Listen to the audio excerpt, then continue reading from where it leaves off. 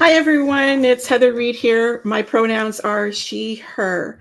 Thank you for being here with me today. I'm honored that you've taken time to spend it with me. For those folks who are using accessibility technology, I'm a 60-year-old white female sitting in my home office with wall-to-wall bookcases behind me. I'm wearing a navy blue blouse. I have ash-colored hair, and I'm wearing red glasses. So before we jump into today's topic, I have to give my usual two reminders. One, I need you to know that I am not legal counsel, and our discussions today in no way is me providing or suggesting legal advice.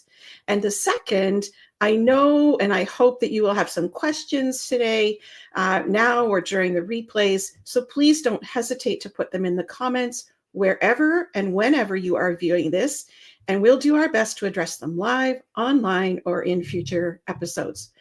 So today we're talking about key tips and tactics for negotiating attrition. Attrition is not a four-letter word in our industry. Rather, it is a revenue strategy used by an events industry supplier partner to ensure that the event hosts are fulfilling their financial obligation to the event partner.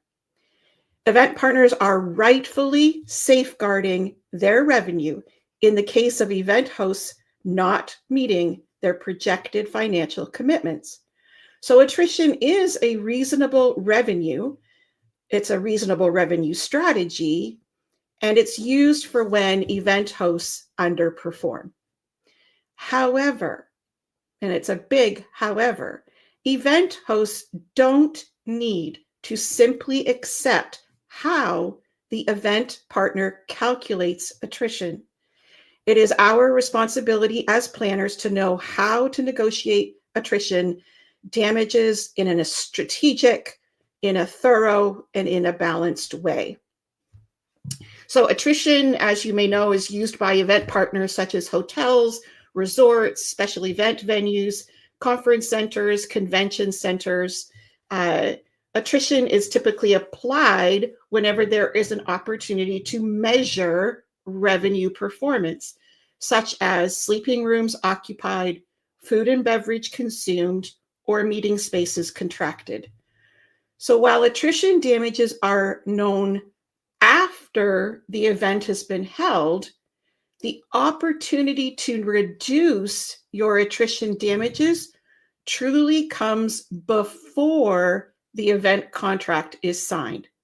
So attrition damages, you'll know the full extent of them after the event, but you can reduce them strategically before the contract is even signed.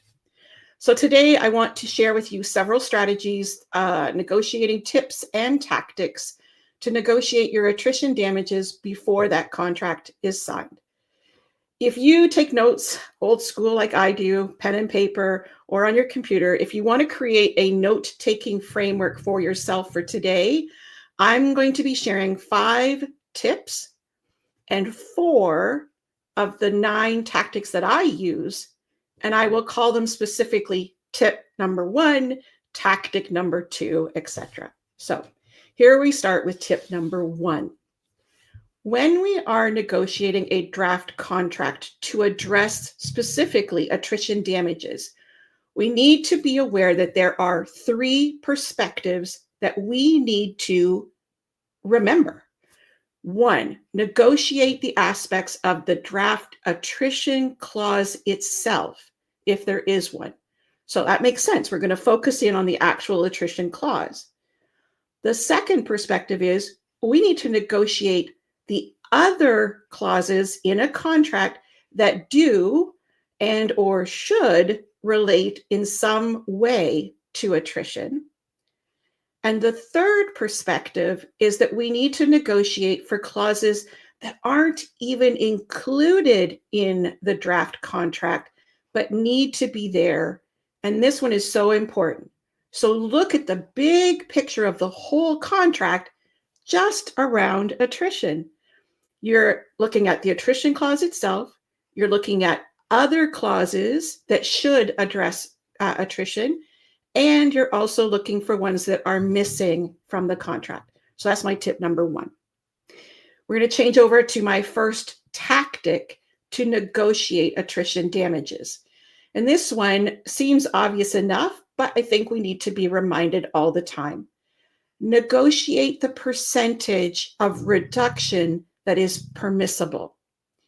If the draft contract says that we are allowed 10% slippage in guest rooms occupied, go ahead and ask for 20% slippage before having to pay attrition damages. That number is an initial offer, and you can go back and ask for a different number.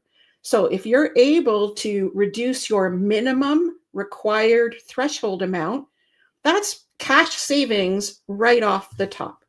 So that's my tactic number one. Look at the actual percentage of reduction permissible and increase it. My second tactic, always read the terminology very carefully to determine if the attrition damages are calculated on a daily basis or a cumulative basis, or if it has even been specified. Daily performance is just as its name suggests.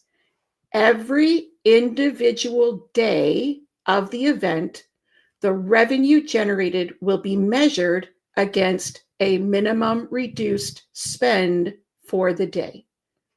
So every day they're going to take what did you actualize and what did you promise. Cumulative performance is also just as its name suggests. Over all of the days of the event combined, the revenue generated will be added up and measured against a minimum reduced spend for the whole event. Now, traditionally, event partners were calculating attrition on a cumulative performance basis, but now that is the exception. It is not the rule. Daily performance, which is what is most likely being proposed in your draft contract, can actually be punitive to the event host. Some event days may exceed the minimum revenue, while other days may actually fall below the minimum required revenue. But added together, they balance out and meet that overall minimum revenue required. So please be very aware that you need to be looking for terminology stating whether they are calculating attrition based on daily or cumulative totals. And I would suggest really negotiating for cumulative, if at all possible. And then this leads me into the third and fourth tactics. Knowing how the attrition damages are going to be calculated is also very important for the planner to understand. Damages are a mathematical calculation, and there's something that should be able to be explained transparently and clearly by the event partner to the event host. It is incredibly frustrating that an event partner rarely openly discloses an actual dollar figure by category of their calculations for attrition damages. Usually we're just given a number, a dollar value, and we're not able to verify or to defend and explain what that tally comes to if we don't have a breakdown. So that leads me into that third specific tactic. What sources of revenue are included in the calculation of attrition damages? Measuring the event host's actualized revenues against a minimum threshold is the actual basis of attrition. So the event host needs to ensure that every single source of applicable revenue is actually included in the calculation. Don't leave inclusions to be assumed. List them all out. Put them in your RFP that you want credit for the following, and then look for that same language in the contract. You are being credited for XYZ. So if I use the example of sleeping rooms, here we're talking about revenues that are coming from rooms consumed within the room block.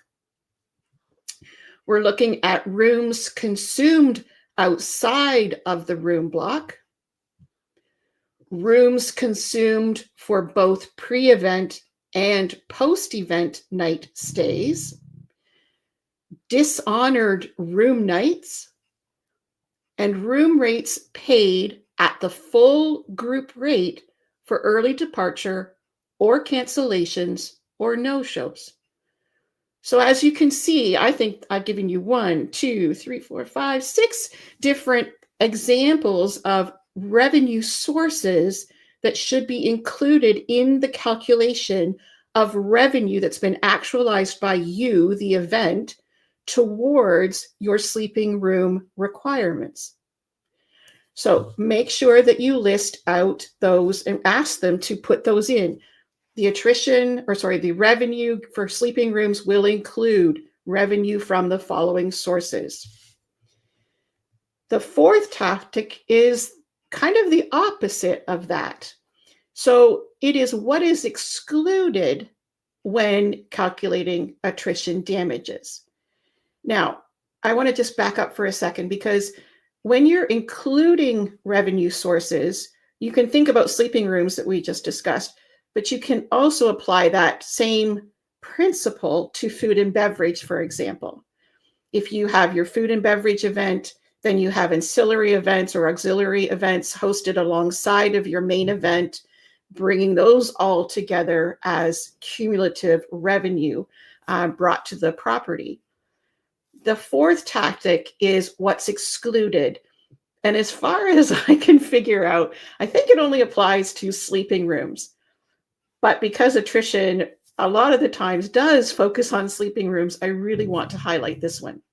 So this tactic is negotiating what is excluded when calculating attrition damages. Quite often, the event partner will indicate that the event host will be relieved of attrition damages if they are, let's say, at 100% occupancy. However, that is rarely realistic, and it does not account for sleeping room inventory that should not be included in the calculation in the first place. So if we're thinking about sleeping rooms, let's think about rooms that are off market and not even able to be sold for various reasons, that we should not be having to, the full inventory. What about sleeping rooms held in blocks for other groups, which we have no control over whether they are filled or not filled? Sleeping rooms held for the brand's preferred guest programs. Sleeping rooms that are held for special negotiated groups, such as airline crews or government employees. And suites that are not part of your block.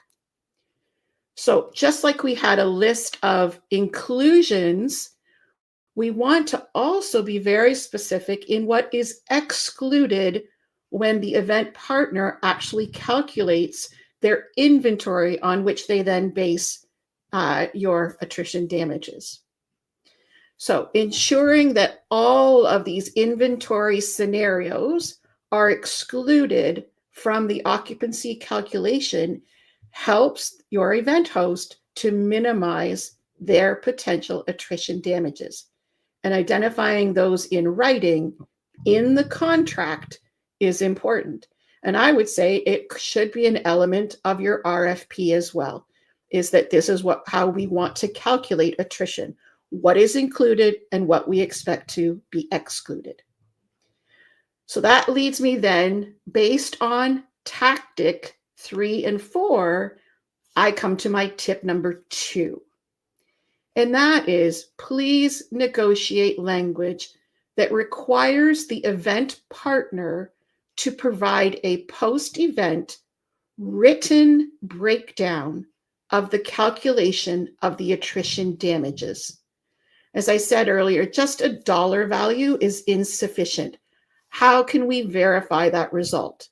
The actual breakdown should not be secretive, and it's critical for us to be able to understand our group data and our group performance.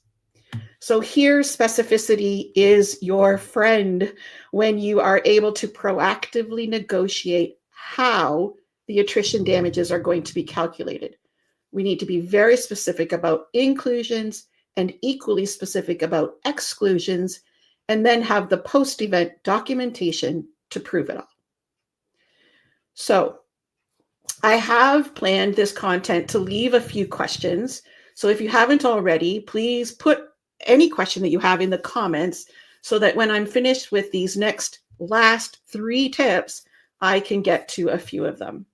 So tip number 3, it is disturbing to me and to so many others to see event contracts that I review for other planners, and I hear that other planners are encountering that draft contracts are now written to expect attrition damages to be paid in advance of the event dates.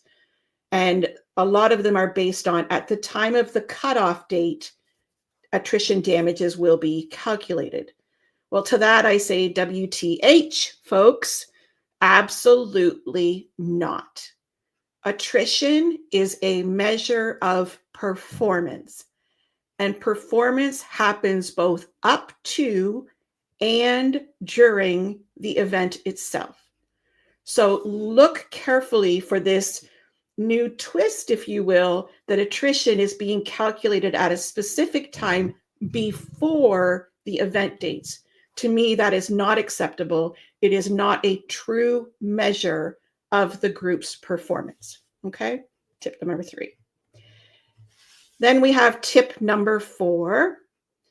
Please articulate to your event partner that you understand that attrition damages should not be applicable in the case of partial or reduced performance due to a force majeure event.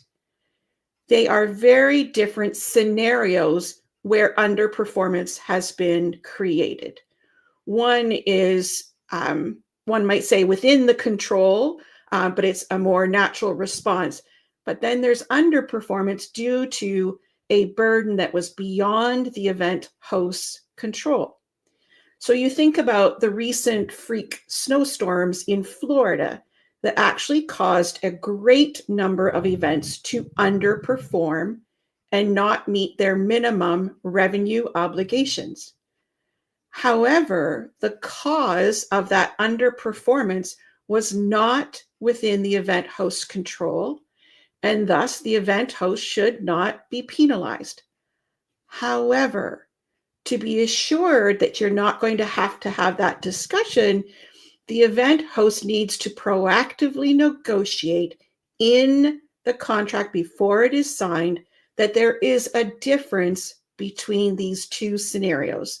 So you have natural causes of, like, when I say natural, business causes for underperformance, and then there are situations where events that have made your performance burdensome, more impracticable. Those are 2 different scenarios, and make sure that they are clearly identified in your contract so there's no question as to whether attrition damages are actually due. And then a final tip number 5, please, and I've written out here 3 pleases, please, please, please, please do not sign a contract that does not specifically address attrition in reference to achieving minimum financial obligations. If a contract is silent about attrition, so in other words, there's no mention of attrition, which is incredibly rare, but if there's no mention of attrition in the contract, that means that the event host is responsible for the entire value of the financial obligations.